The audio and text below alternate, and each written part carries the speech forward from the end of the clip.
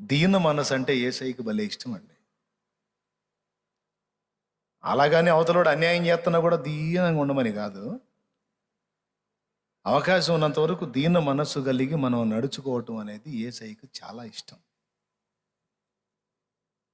గద్దించే కాడ గద్దించాలి, కానీ అవకాశం ఉన్నంత వరకు మనం దీనులుగా ఉండునట్లు చూసుకోవాలి. మిడిసిపడి ఉప్పొంగే రకాలుగా ఉండకూడదు. కొంతమందికి కొద్దిగా విషయం తెలిస్తే జలిగే ఎవరిని లెక్క చేయనంటారు. కొద్దిగా జ్ఞానం వస్తే చాలు. ఇప్పుడు నేను ఉన్నాను, ఉపదేశం చేస్తున్నాను, కొంతమంది సేవకులు అయ్యారు. అయిన వాళ్ళు ఒకవేళ ఇంకొంచెం ఏదన్నా ఇంప్రూవ్ అయ్యారు అనుకో, అన్నకేం తెలుసులేరా అనుకోవచ్చు. అంటే ఇంతవరకు దేవుని కృపను బట్టి వాళ్ళకి ఆ ఛాన్స్ నేను ఇవ్వలేదులేండి, దేవుడి దయ వల్ల. హల్లెలూయా. ఎందుకంటే దేవుడు నాకు అంబుల పొదిలో బాణాలు సమృద్ధిగా పెట్టాడు. ఎన్ని విషయాలు వాళ్ళకి అందించినా ఇంకా అనేక కొత్త సంగతులు దేవుడు నాకు చెబుతానే ఉంటాడు.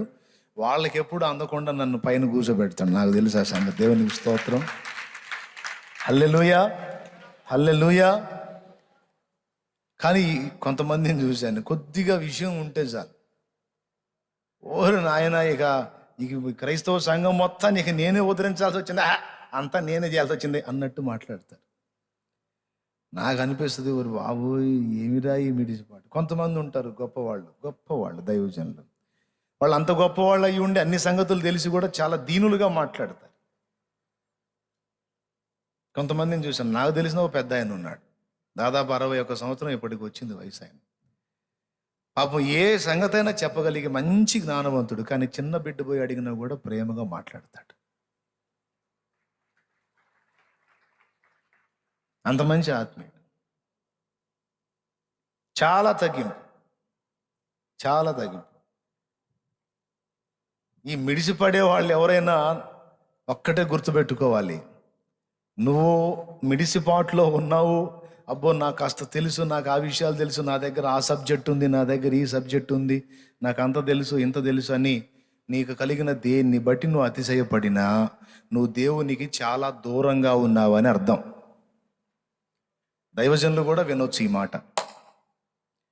దేన్ని బట్టి నువ్వు అతిశయపడినా నువ్వు దేవునికి దగ్గరగా లేవు, చాలా దూరంగా ఉన్నావు. అందుకే అందరూ నీకు తక్కువగా కనపడతారు. దేవునికి సమీపంలోకి వెళ్ళావు అనుకో, గుర్తుపెట్టుకో సూత్రం, దేవునికి దగ్గరికి వెళ్ళావు అనుకో, అందరు మంచోళ్ళ కనపడతారు, నీకు నువ్వే తేడా కనపడతావు. జస్ట్ చిన్న ఫరక్ అన్నమాట. దేవునికి దూరం అయ్యాడు వీడు అంటానికి రుజువు ఏంటంటే, అందరూ తేడా కనపడతారు, వీడి మంచోళ్ళ కనపడతాడు. దేవునికి దగ్గర అయ్యాడు అంటే జస్ట్ మారిపోద్ది అన్నమాట. అందరేమో మంచిగా కనపడతారు, నాకన్నా వీళ్ళు నయం కదా, నాకన్నా వాళ్ళు నయం కదా, నేనే తేడా, ఈ మైండ్ వస్తుంది. కాబట్టి ఒకడు దేన్ని బట్టైనా ఉప్పొంగుతున్నాడు అంటే వాడు కొన్ని కిలోమీటర్ల దూరంలోనే ఉన్నాడు దేవుడికి.